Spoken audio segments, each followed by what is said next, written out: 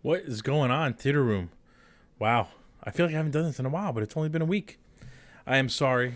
Before we jump into all the topics here, I'm sorry that we skipped last week, but my beloved Rangers were facing elimination, and I needed to support them 100%. I can't really focus on anything else when the Ranger games around.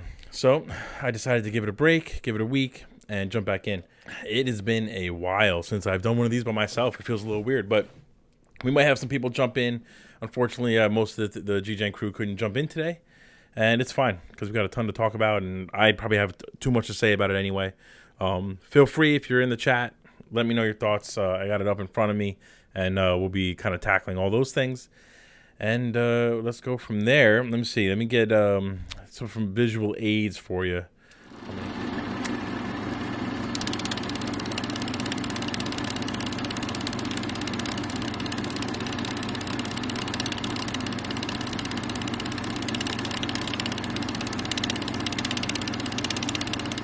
And since I got the Mission Impossible trailer already locked and loaded, let's go ahead and start with that one.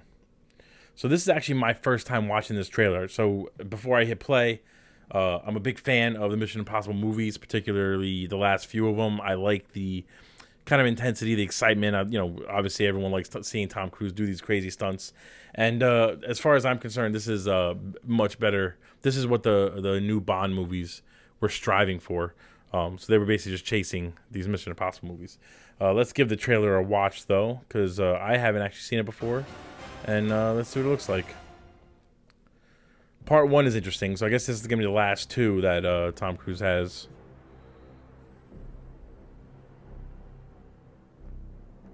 Let's make that a little more even. I wonder if we're ever going to go back to like a Jason Bourne-style spy movie. Probably not. Dark Roots Creations, thank you for jumping into the chat. I'm a little scared, though, that it's a part 1, because that means that they're going to try and end it at a weird time. There's going to obviously be a dark cliffhanger. You know, they don't always pull that off the right way. You think Dark Roots, that they'll ever do Mission Impossible without Tom Cruise? That he'll hand it off to somebody else? I know he was supposed to give it to Jeremy Renner, but obviously that didn't work out.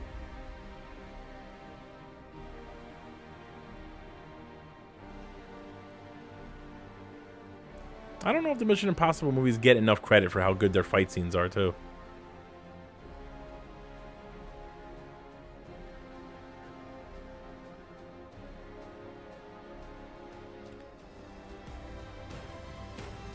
Oh, there's the gadgets. That makes sense. Oh, that's next year. So we gotta wait till 2023 for this? Oh, I like this little rendition of the theme song.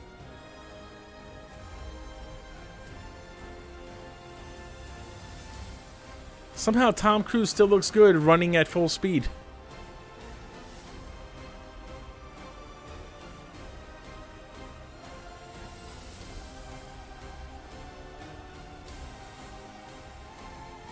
Now he's running through the desert. I guess they found out, they got tired of him running just on rooftops. Look at that stunt. So you know he did that one for real. That's ridiculous. Dark Reckoning. Alright, I mean, there's not much to say about it. It doesn't really show much of the trailer. I'm sure we'll get a longer trailer. What's up, Super Nintendo? I kind of agree with you. If there's no Tom Cruise, I mean, is there really a Mission Impossible? I don't know that they can kind of carry it on without him doing the crazy stunts. That's a big draw for me. I think Vin Diesel is trying to chase that dream, but he's a little too diva-ish to do the stunts himself. So that looks cool. I mean, it looks like more of the same, right? So that's not a bad thing. I do feel like it is starting to run its course, though. I mean, we can't have 8 more of these movies. Dark Roots, that's literally what everyone says about the final scene. You know he did that stunt. But that's one of the things that impresses us about Tom Cruise, at his age, doing stunts like that. I think it looks like maybe he was dropped out of a helicopter to perform that, and then just stitched it with him riding a motorcycle or a stuntman going over the cliff. Who knows? That looks cool, though. So that's not until... Does it give you a date here? I know it says next year. Oh, there you go. July 2023. I mean, we got a while to wait for that one, but it'll be worth the wait, if I'm being honest, because these movies are always good, and they're designed for IMAX. Tom Cruise clearly doesn't want to do anything on streaming. Maverick kind of tells you that. Unfortunately, I didn't see Maverick. I'm kind of regretting it now because I keep hearing so many fantastic things about it. But I'll have to try and rectify that and then maybe talk about it in another episode. I think my favorite Mission Impossible was Ghost Protocol out of all the newer ones. I'm a big fan of Mission Impossible 3, but Ghost Protocol was phenomenal in my opinion. What's next? I mean, do we have to talk about Halo? I really don't know if I want to talk about Halo. I'm literally gonna play the scene, the one good scene in the finale. This show was just garbage. This show had so much potential. If you haven't watched it, don't even bother. Just look up the action scenes like the one I'm showing you. If you are gonna watch it, I'm warning you now. It's nothing like the games. If you're a fan, you thought it was great, Super Nintendo. See, I need details. I need to know why. Oh, okay. Sarcasm. I gotta learn to read sarcasm. My problem with this Halo show, I don't care so much that he took the helmet off. That doesn't bother me too much. Because, whatever. They decided they went with that decision. They stuck with it. I'll give him credit. The actor was not good enough to be Master Chief. He just didn't land like I kind of wanted him to. And I don't think he's a bad actor. I just think maybe it was miscast or just didn't know exactly what he was doing with the role. But there just wasn't enough action. I mean, it's an action game, and I get that they wanted to build out some story, get us to care about Master Chief or maybe some of the other Spartans. But the show was just too slow. You had 3 major action scenes involving Master Chief in the entire show. And he's the main character. He's the one we're learning about. It makes no sense that he wasn't as involved in the action. We had more action scenes with Quan Ha, whatever that character's name was, on that other planet. And what makes it even worse is that was a horrible storyline that just slowed down the momentum of the show. And then they just dropped the storyline completely. Oh, Super Nintendo meant Ghost Protocol. Okay, yeah, that one was great. And I feel like I need to at least address Halo because it ended and we skipped the whole week. But I'm not going to say too much about it because it really just not good. Anyone who's watched it agrees. It's already been greenlit for a second season. I can't imagine the show did that well for another season. I almost feel like they jumped the gun because the trailers got so much hype going that they thought, oh, this is definitely going to be a winner for us. But it really was garbage. This scene you're seeing here is probably the best action scene in the entire show. And it's good. Don't get me wrong, it's good. But it's nothing special. It's and then it's my thing too. So as a spoiler for the finale, basically Master Chief is about to lose. Other people he cares about are about to die. So he gives up his body so Cortana can take it over because since she's a robot, she apparently, I guess, better reflexes and can just fight better. All right, fine, but her way of saving everybody was to control the ship remotely to lay down suppressing fire so that all the people can survive and get on the ship. Why did she need to control his body for that? Why not just control the ship then? She should have been doing it the whole time. It just makes no sense. Dark Roots, it ended. Enough said. Move on. Yeah, you know what? I think I'll take your advice. I don't want to feel like I'm flying through these topics, but this one's kind of garbage. So we'll move on. That's that. Let's see. Next. Thor, Love and Thunder, the second trailer. Trailer number 2. So this is the big reveal for Gore the God Butcher. We get to see what he looks like. We get to kind of get his whole idea, his whole plan. And for anyone who doesn't know, his whole storyline is that he basically has a shitty life. He's got a wife and kids, and they're starving. It's like a war-torn planet they live on. He prays and prays and prays to the gods to help them, to save them, to do anything to just make their lives a little better.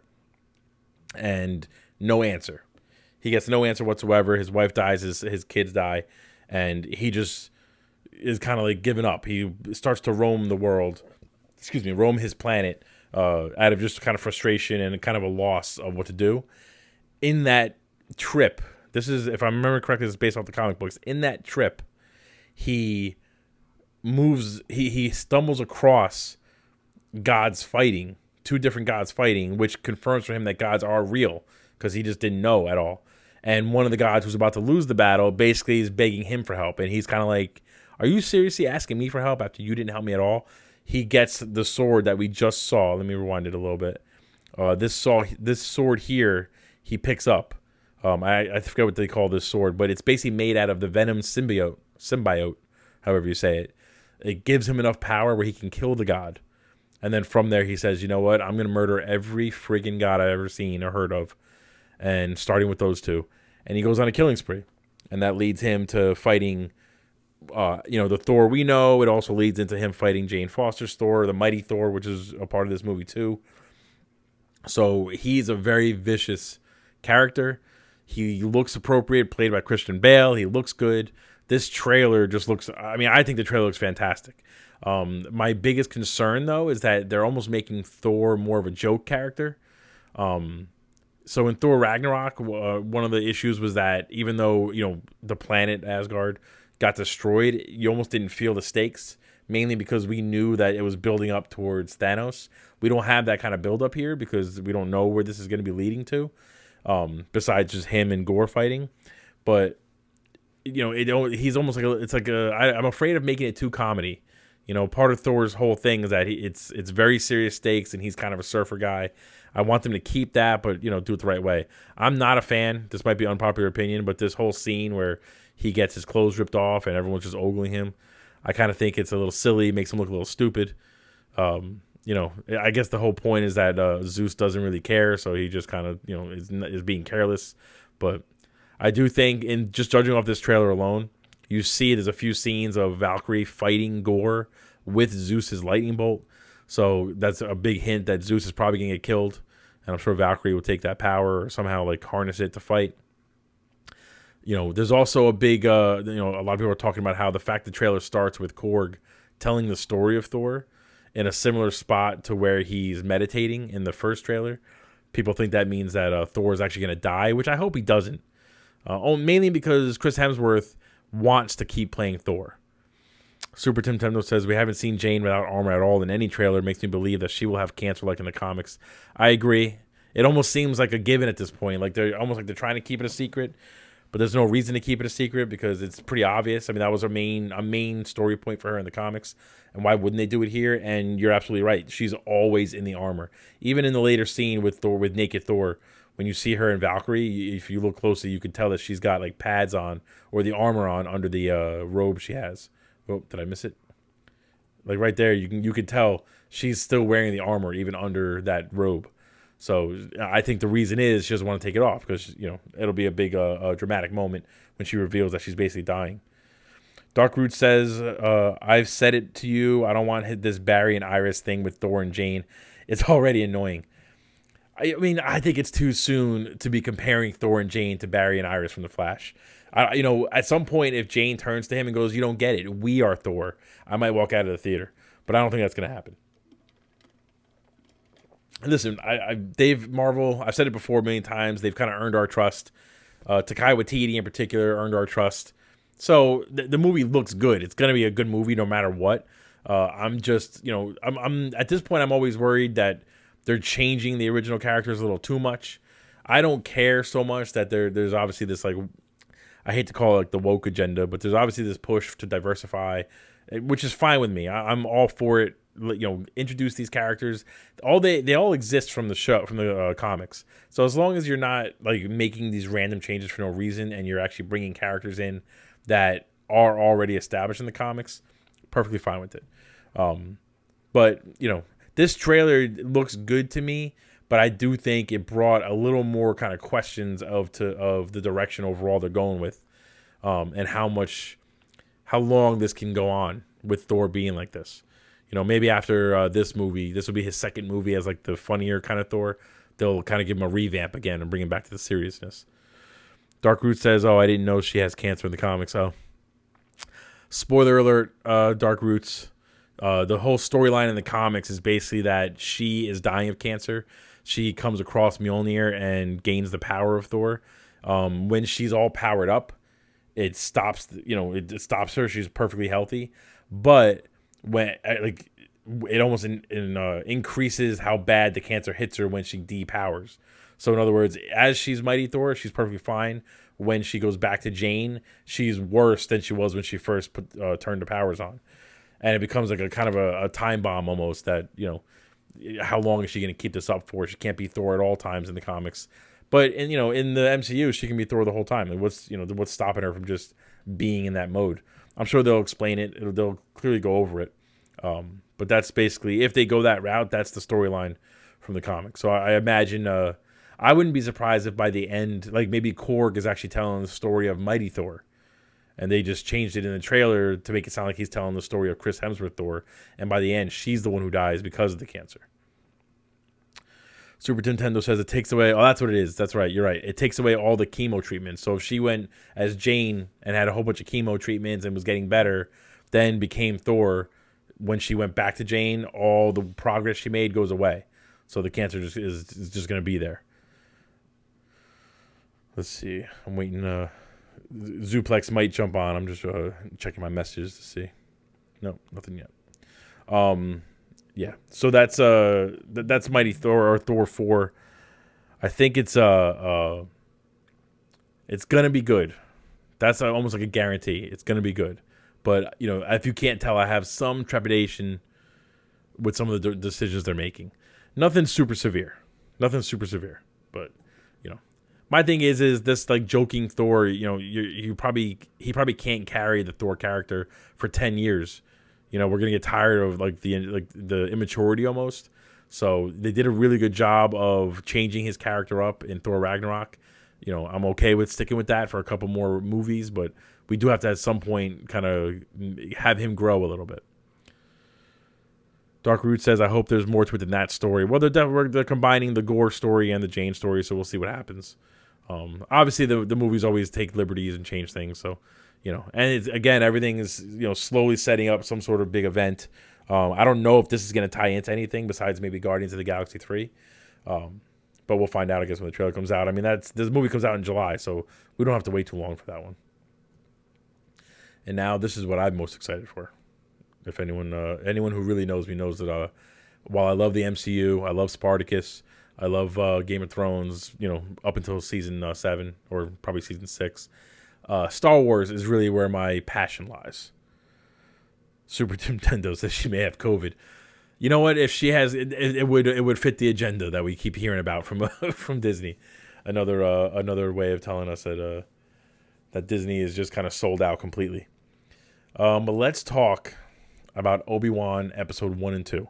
So I'm going to go into spoilers. I have probably a million things I could say about this. I could talk for hours about Obi-Wan. I don't want to do that, but I can. I'm just going to say right off the bat, absolutely loved episodes 1 and 2.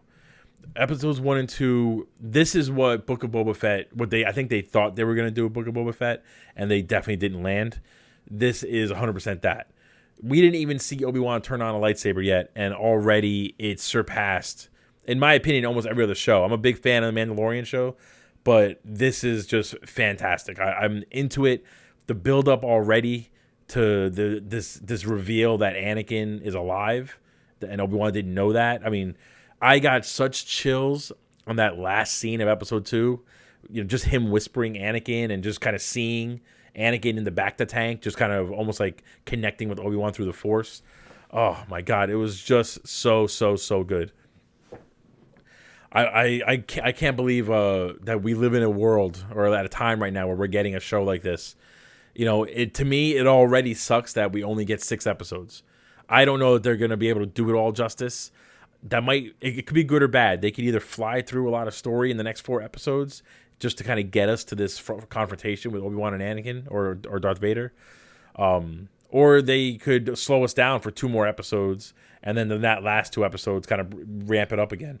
I don't know how much of Vader we're going to see. I kind of think we're going to see a lot more of him than maybe originally let on. One thing I did want to address, though, I got a lot of messages from friends just across social media about how, they think it's ridiculous that this Reva character, was she the second sister? No, third sister? I can't remember what her official title was. But how does she know that Darth Vader is Anakin Skywalker? People are, I think they said 8, so 8th sister. Wait, are you talking about the episode Super Nintendo, or are you talking about her designation as a sister? I can always look it up. I don't know why I'm guessing, but anyway, one thing I want to point out to the world, She was a third sister. There was no indication in any of the movies that people are not supposed to know Anakin Skywalker becomes Darth Vader. If we remember from episode 3, he was deemed Darth Vader and he was sent to kill the Jedi and murder so many people as Anakin Skywalker. So nobody, excuse me, like people, if Obi-Wan didn't beat him in that duel on Mustafar, everyone would have known it was Anakin. I don't know where this idea that it was supposed to be some big secret came up, but people know that he's Anakin Skywalker. It's not some hidden thing. Maybe later on they started to try and keep it a secret, but I think the stupid decision would be if they tried to keep it a secret. Let people know. As if I'm the Emperor, I want people to know that I turned what everyone knew was the most powerful Jedi into the most powerful Sith Lord. So I don't really know where this came from. I don't think the fact that she knew he was Anakin had anything to do with like some sort of special knowledge that she has over anyone else. On top of that, she clearly, in case anyone missed it, is one of those kids from the very opening of episode 1. So for those who watched, you didn't watch, I'm going into spoilers, but for those who watched, episode 1 starts with an in-depth, the closest look we've gotten to Order 66 happening. And we see a group of young Jedi, like kids, being protected by one of their teachers while the entire Jedi Temple is being ransacked by Anakin and clone troopers. It's actually a pretty brutal scene, but it's a phenomenal scene. And if you played Jedi Fallen Order, then you got a similar kind of vibe from that game. But you feel that in this beginning of this show 100%. So, I just, every decision they made so far, I'm loving. I love the fact that Obi-Wan has basically kind of been living with this grief of not only failing Anakin as his teacher, failing Qui-Gon because he made a promise to him, failing just all Jedi because he wasn't able to stop anything that happened. He's determined to watch Luke, but like, what's there to watch? Luke is going to sit there, he's not showing any Jedi powers. So I love the idea that the only person who can get him off the planet was Leia. That was a big surprise, the fact that we have a kid Leia. And let's just talk about how phenomenal of an actress that kid is. I mean, she's nailing the part. The writing is perfect for Leia, for like a kid Leia, but that little girl is just phenomenal in that role. She makes me smile at every little joke she says. She's got the right attitude. My one complaint about the show, it's not 100% perfect. My one real complaint about the show is that the little chase scenes with the girl, with Leia, really look stupid. I don't know if it's the editing or maybe just the staging of the chases, but like it's very clear that the adults are just allowing her to run past them or gain speed on them. They don't, there's a few camera angles where it's just like, just reach your hand out. You could have grabbed her. What are you doing? Otherwise, everything else is great. I really laughed. I thought it was really funny when Obi-Wan is sneaking around on that planet. I can't remember the name of it now. And the alien, I'm like blanking on the alien names. Darth Maul, basically, his alien race shows up, and Obi-Wan smacks him on the head, but stabs himself on one of the horns. That's such a funny little detail.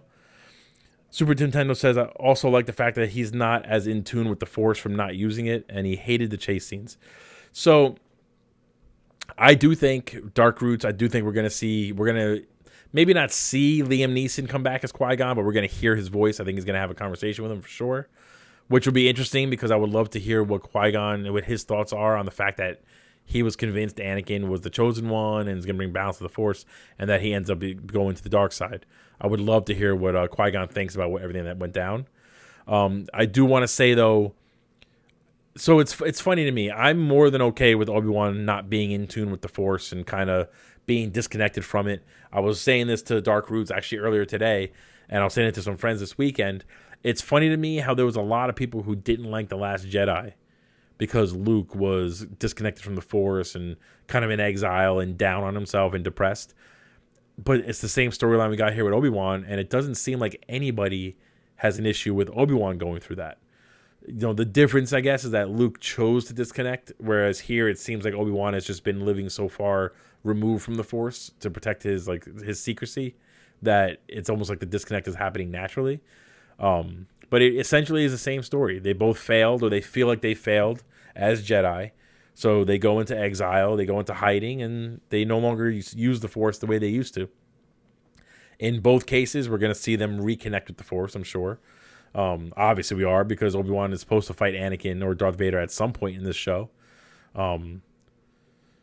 See, Super Nintendo didn't affect you with Luke. Same thing with me. I didn't have a problem with it at all. In my opinion, I've said this live on the air before, and I'll say it again. I think The Last Jedi is one of the best Star Wars movies, specifically because it did things differently than every other Star Wars movie. I know Scythe, if he ever jumps on, he's gonna fight with me on that one. But it's just it's a phenomenal movie. Some of the other characters, I think Reva is actually so far making a great villain. She's clearly going to be like the main villain, I guess, and Anakin will be like the last boss that you face. But I think she's doing a good job. She's obviously got some sort of connection with Obi-Wan, and a lot of that has to do with Order 66. The Grand Inquisitor, a lot of people are upset that he got stabbed by the end of Episode 2.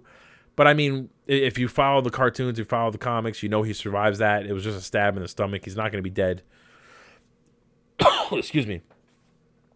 For anyone who doesn't know, the whole point of the Grand Inquisitors is not necessarily to kill Jedi.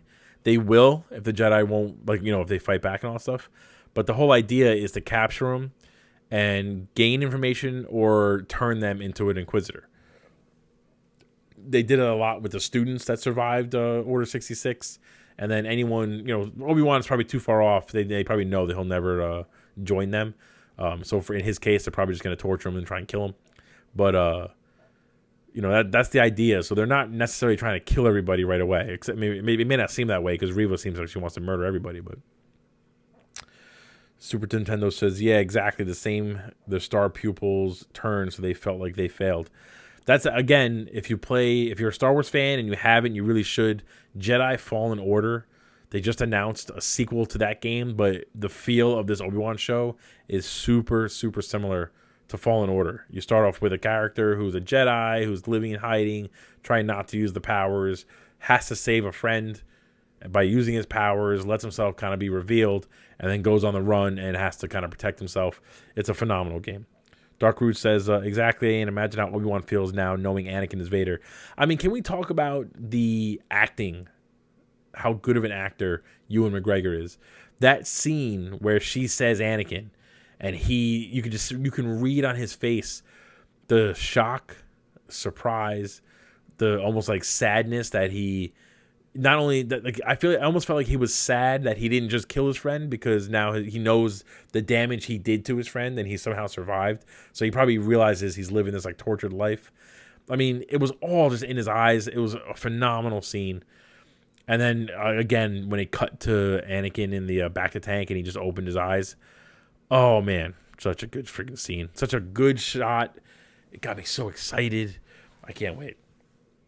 Super Nintendo says, I'm almost done with Fallen Order. I hope you didn't spoil the ending for yourself, because if you didn't, avoid spoiling it and just experience it in all its glory. It's one of the best video game endings ever. And Obi-Wan is giving me the itch, so I'm probably going to play it again because it's just that good of a game.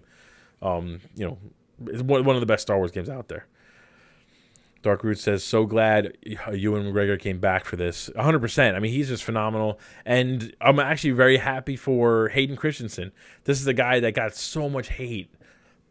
So much unnecessary hate for his roles in the prequels. And yeah, listen, he didn't do the greatest job. He was young, and he was just dealing with the writing of George Lucas. But it's nice to see him come back into this role all these years later and just step into this like love from the fans. If you didn't see them at the Star Wars celebration, I would tell you to look up the video of him giving the kind of final phrase before they ended the interview and see how all he says is, this is where the fun begins, and the fans go absolutely berserk. It's a cool little just moment to see, and you can kind of read it all over his face how much he's enjoying this. This is a guy who basically gave up acting because of how rough things were when Star Wars, the prequel trilogy, came out. And now he comes back, and I wouldn't be surprised if his love for acting just kind of reactivates. Dark Root says, yes, Hayden is getting all the love now. He's going to be in the suit for the majority of the show. I wonder how much we're going to see him outside the suit.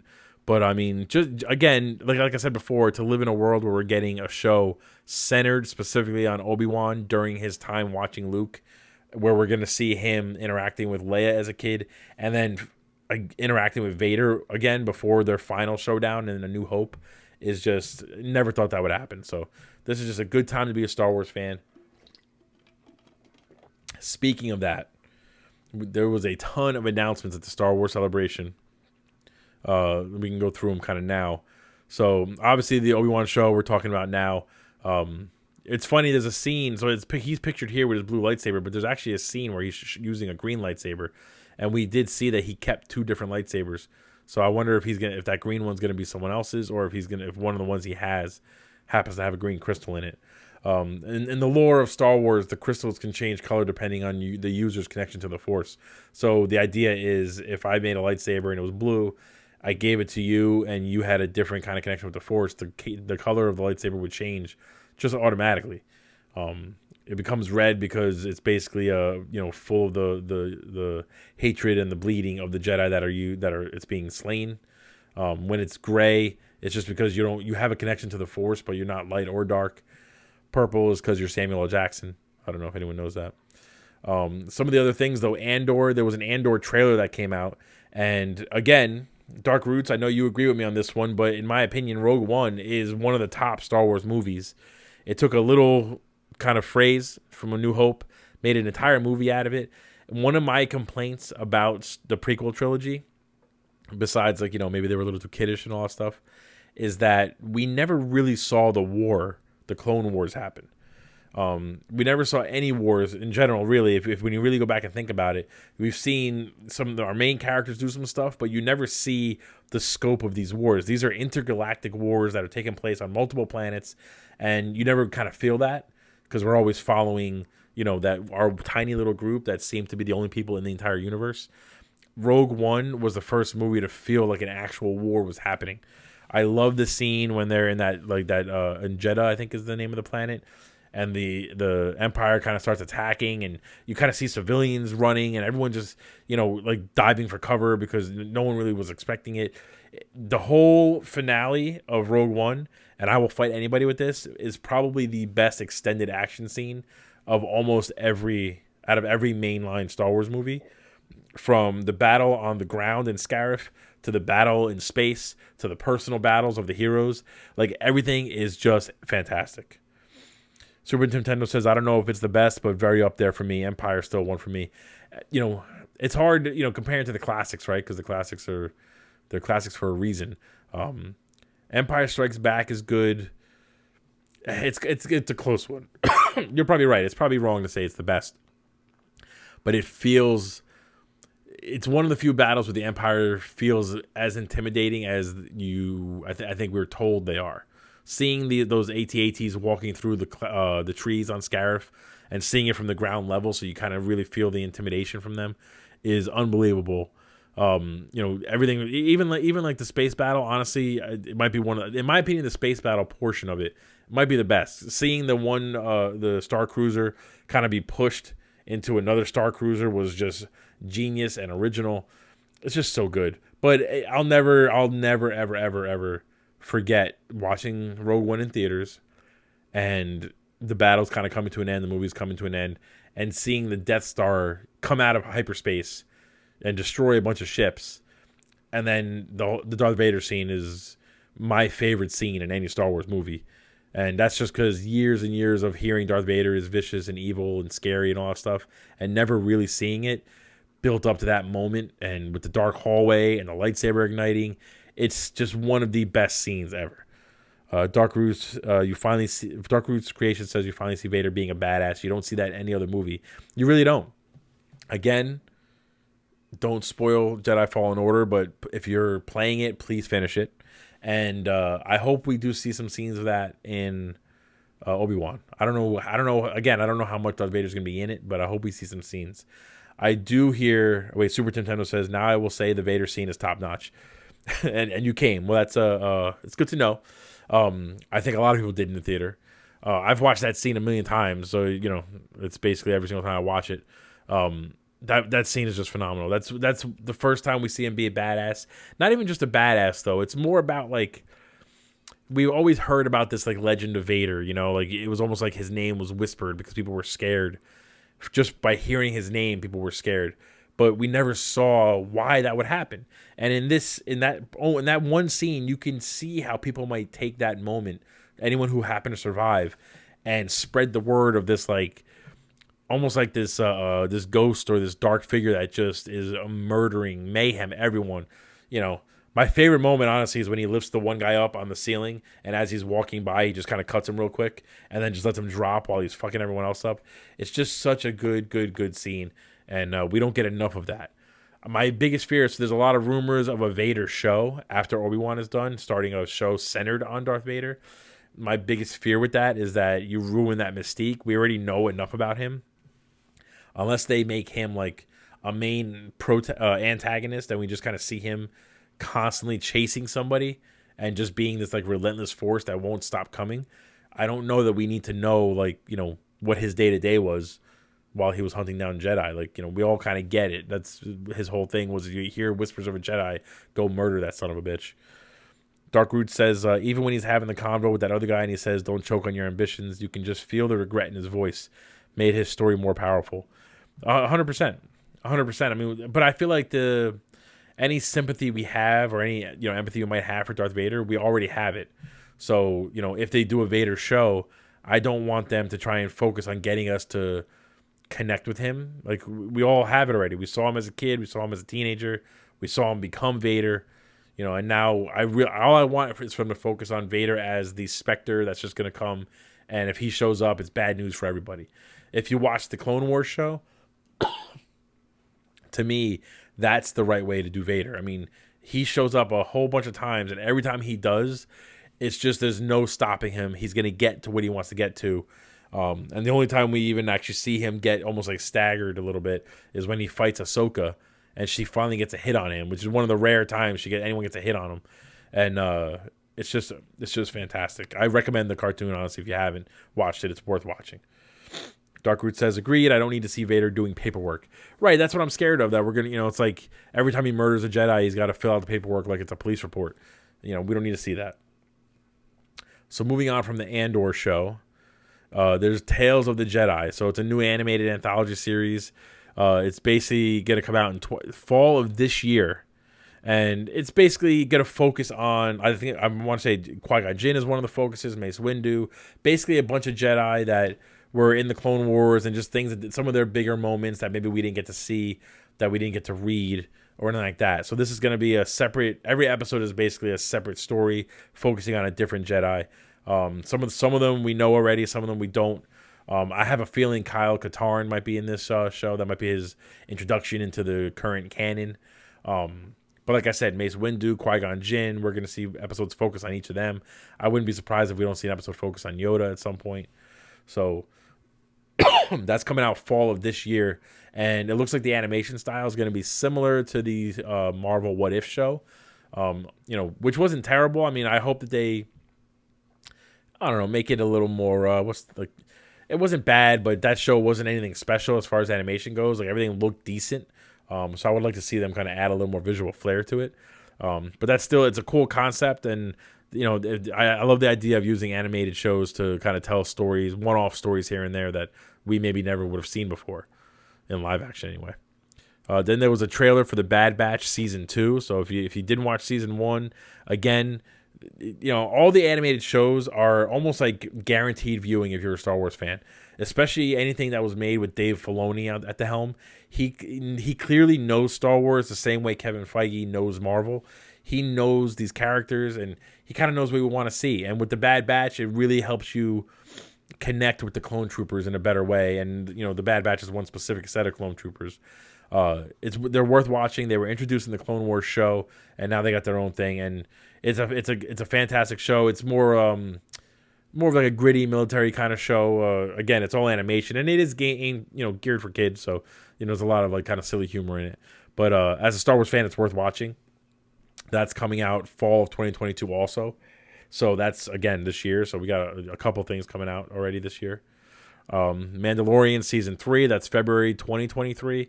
So where we last left off with Mando, he basically is on his way to Mandalore in order to essentially reinstate himself as an actual Mandalorian.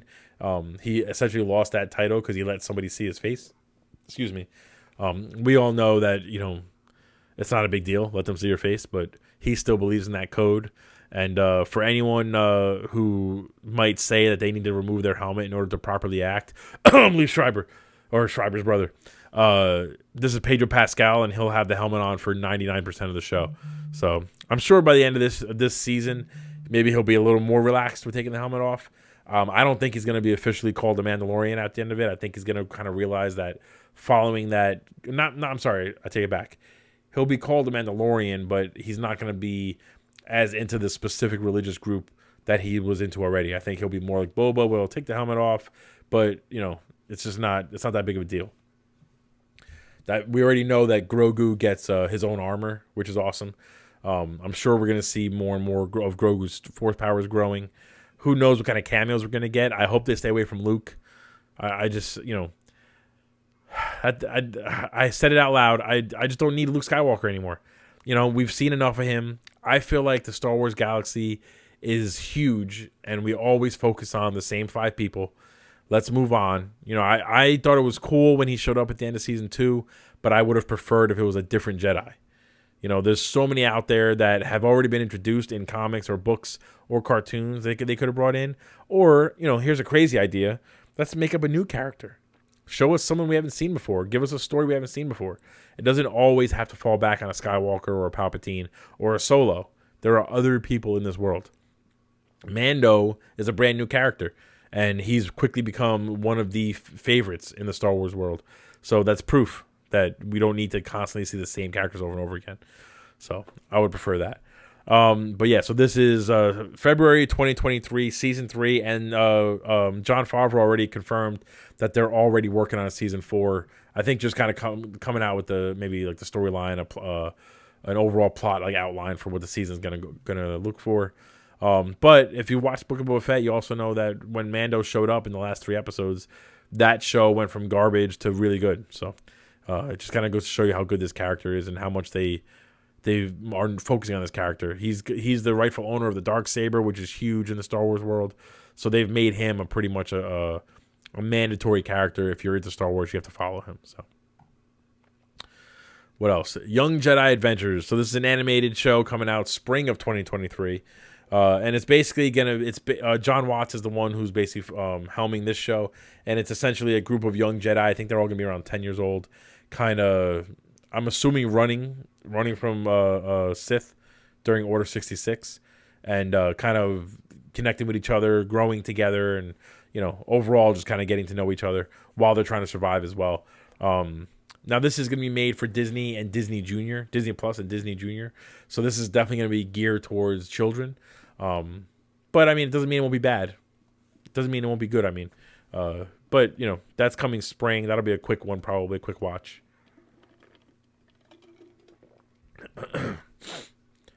What else? Oh, Star Wars Visions 2, Volume 2. So if you watch Star Wars Visions Volume 1, it was basically similar to the Animatrix, but for the Star Wars world. It was okay. There was a couple of really good episodes and a lot of kind of boring ones. But each episode had its own visual style, all kind of inspired by different types of anime. So just in that regard, it was an interesting show to watch. And then it's Star Wars, so, I love all that stuff. So keep an eye out for this one. This is spring of 2023. This will be a quick, each episode was short. They kind of varied. There was 15-minute ones, there was 40-minute ones. It kind of goes all over the place. 9 to 10 episodes. This will be the same thing. I think this one's going to be anime focused as well. There wasn't any hint that it would be anything different. So keep an eye out for that. That's spring of next year. So we got time for that one. The Ahsoka show. So this is an interesting one. So we all really like Rosario Dawson as Ahsoka in Mandalorian. She also made an appearance in Book of Boba Fett. We know that she's looking for Ezra, who's one of the main characters from the Rebels, Star Wars Rebels animated show. We also know that this show is going to bring characters from the Rebels show into live action. There's a few other characters from that show. Sabine Wren is one of them that they already cast that are going to be in this show. Bringing those characters into live action is huge because that brings us one step closer to bringing Grand Admiral Thrawn into live action. And he's, besides Vader, one of the biggest villains in the Star Wars world. One of the more intimidating ones. He's kind of like... I kind of want to say he's like the Joker, but it really, not so much in the sense that he's crazy. It's more of like he's the Joker because he's like that mastermind that always seems to be one step ahead of everyone else. And I feel like, if anyone's gonna give Vader a shot at knocking Vader off the crown of like best villain of Star Wars, it's Thrawn. So it's kind of long overdue that we get a live action version, and it seems like they're building towards that. And Ahsoka is one of the more important shows in that regard.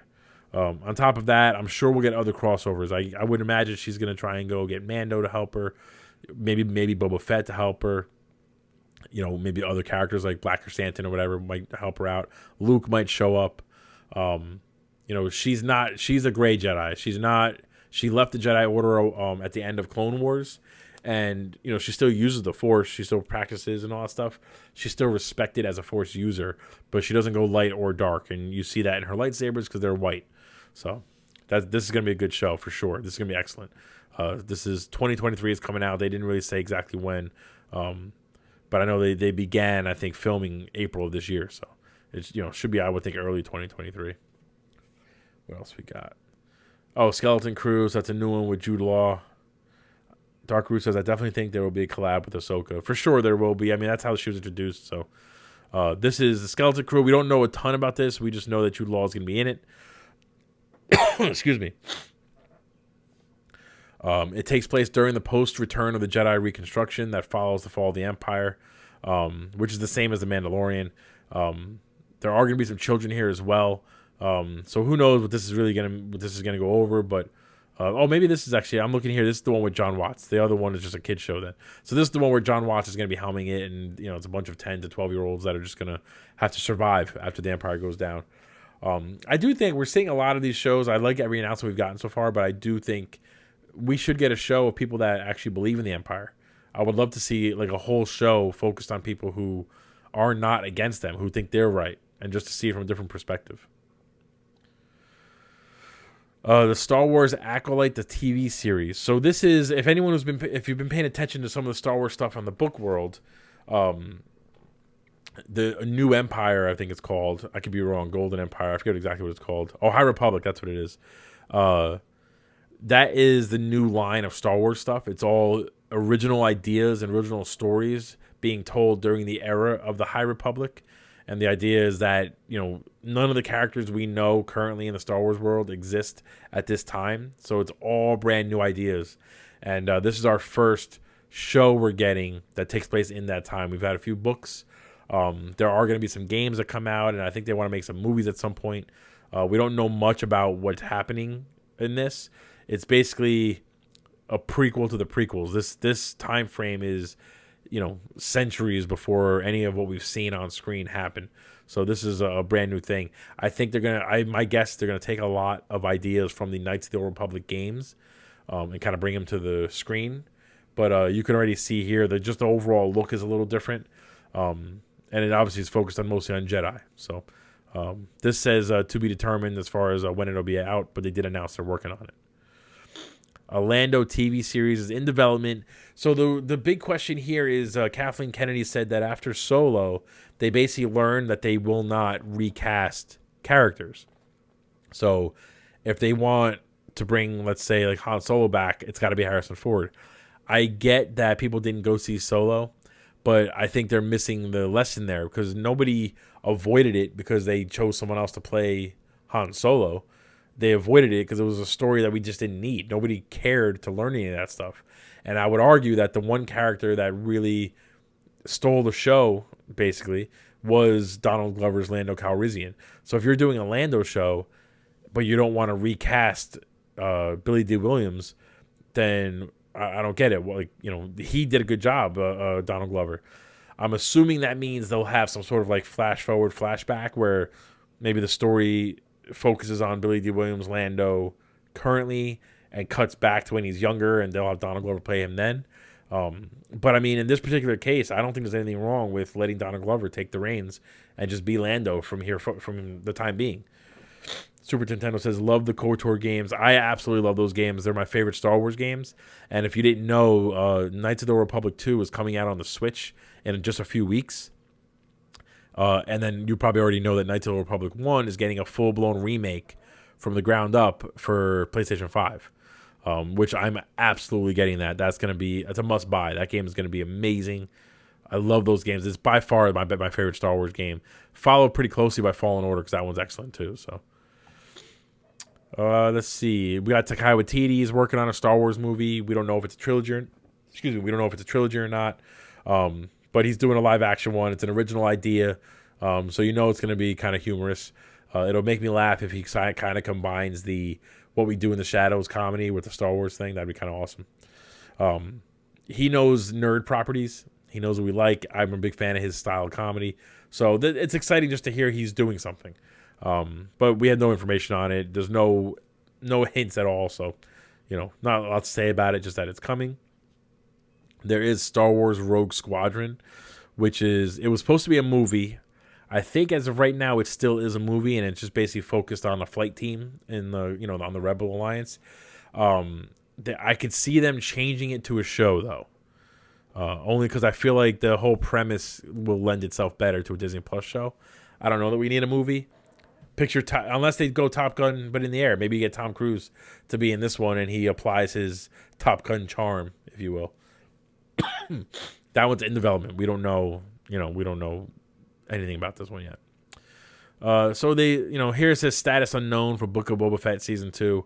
Just let the guy die. I'm sorry, I take it back. Don't let him die. But clearly the way when Boba Fett showed up in Mandalorian season 2, it was some pretty awesome scenes. It was nice to see him in the armor. He looked badass.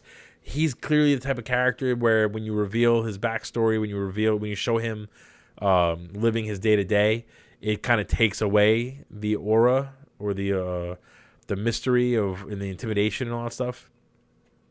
I don't think they should revisit Boba Fett for a full season. Instead, let him be a secondary character in other people's shows. Let him show up here and there, surprise cameos. I'm not just not that interested. Mandalorian is already a better bounty hunter. He's a more intimidating bounty hunter. He's a more interesting character. We don't really need to focus on Boba Fett so much. And I know if I'm a fan of the originals, people get mad, but that's just my opinion. I don't really think we need to do a season 2 for Boba Fett. Kevin Feige, we all know he's working on a Star Wars thing. Who knows what that's going to be?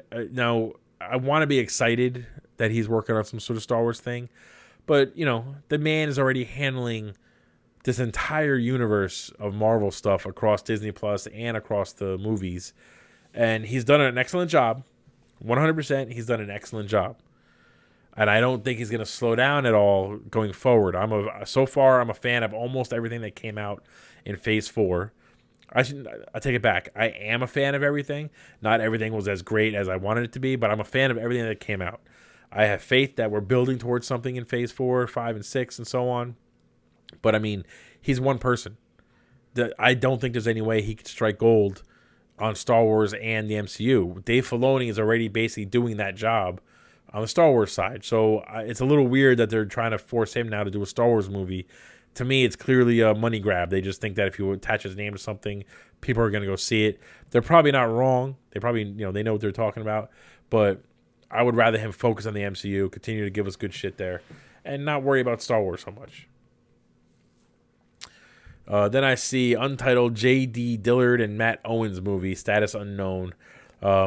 This, I guess, isn't an official announcement. It's just something that was rumored and it's supposed to be coming out. Who knows what this is about? I'm not going to go into too much detail here, so we'll keep going. Rangers of the New Republic. So this was the show that it was supposed to have, what the hell was her name? The UFC fighter from Mandalorian Season 1. Cara, I can't remember her name now. Shit, I forgot her name. She was supposed to headline this show. This was supposed to be a spinoff. But after her, her tweets and stuff that people didn't like, they basically fired her from Disney. And I doubt the show is going to come out. I'm interested. I would love to see Rangers of the New Republic. I would love to see shows. Again, the more they expand the Star Wars universe, not Rhonda. No, it wasn't Rhonda. It was the other. Rhonda wasn't in Mandalorian, Dark Roots. What the hell was her name? All right, I'm going to look it up. Now you're making me want to look it up. Hold on 1 second. Cara Dune? No, doesn't make sense. Stupid guess, Chris.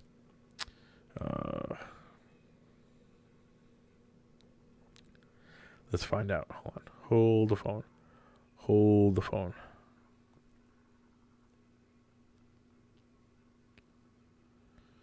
Oh, Gina Carano. Gina Carano, that was her name. Maybe Cara Dune was actually her character name. So she was supposed to be the headliner for this show, and it was basically supposed to follow her joining the New Republic, and basically being like a police officer or a general there or whatever. Since she was fired, there hasn't been any new information, so the guess is that this show was canceled. I don't think you need her to keep going with the show. I would still love to be interested in seeing it, a live action show about the kind of like the on the ground troopers of the New Republic. But yeah, thank you, Super Nintendo. Took me a second, but I figured it out. But so this one right now, there's no information on it, so we'll see what happens. Let's see. Rian Johnson, he was supposed to do his own Star Wars trilogy.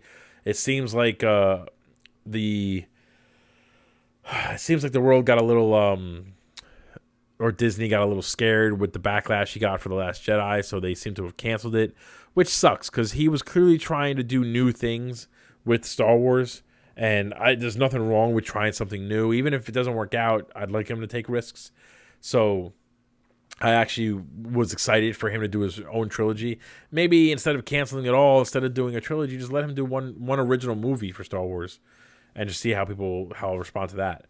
I don't see why, they were so quick to jump the gun, but, Hollywood is very volatile, so it is what it is. He's probably happy about that. He could do more Knives Out movies.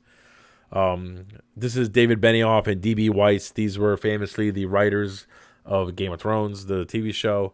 They clearly sucked at writing when it came to original material, so I'm glad they canceled their movie. Let's just skip that one. And that's it.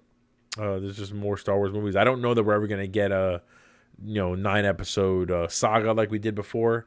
I know Kathleen Kennedy is more concerned with doing kind of smaller things, individual movies and TV shows, and telling more of a kind of connected universe type of story, similar to how the MCU does it.